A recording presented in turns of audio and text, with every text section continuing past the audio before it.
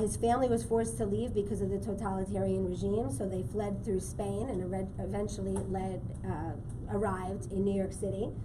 So he came here, he married Blanquita in 1950.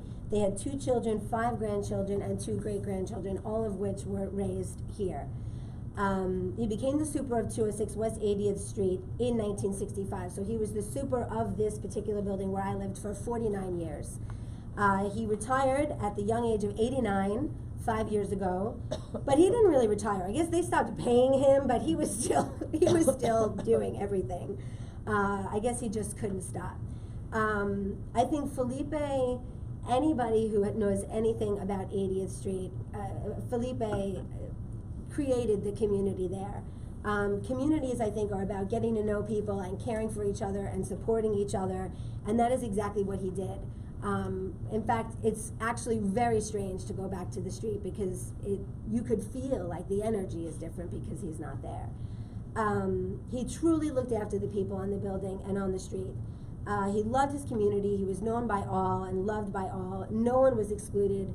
I'm told, there was a time before, obviously, I was in the building or maybe even alive when he would even employ the local, homeless or down on their luck people to help clean up the building or do the recycling or take out the trash. He was not above or below anyone.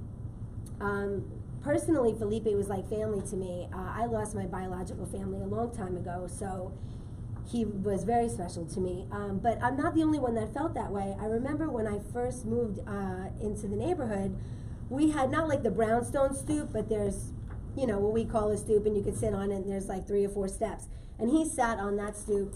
He's an older gentleman, so he woke up very early, and he sat there all day long.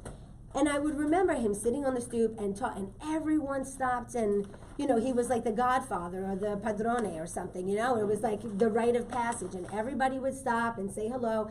And then I started realizing that these people specifically came to see him, and they used to live here like many years ago, and they don't just live like on the east side now, although I'm not sure if you really cross the park going the other way, but or Brooklyn like I had to do, they maybe lived in other states, and they still kept in touch. His friend Brendan that just left, that wrote the letter, traveled all over the world, sent him 75 postcards all over the world. Every time I went, I saw a new postcard on the wall. So he was very much a part of his community. You don't see him all the time talking to the people at Zabar's and the laundry mat, and he was good for anything. He could do anything. He could fix anything. But I think most importantly, he didn't do anything for himself. Everything that he did was for his wife and his family and his tenants.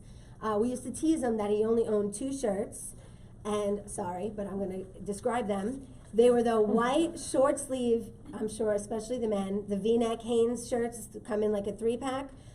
But when you get older and you get the belly, and the belly's hard and the chest is a little concave, the V goes kind of to the belly button. It's not the cutest look. Right? I hear the knowing laugh. So he wore a lot of those. Or 2, really, because they had the same stains, and these were old stains. And I actually remember specifically when his grandson graduated high school, because it was the first time I ever saw him in a new shirt and a button-down. And we were like talking on the street like, Felipe's got a new shirt, oh my God, it was very big local news. So, like I said, people kept in touch with this man long before they lived in the neighborhood.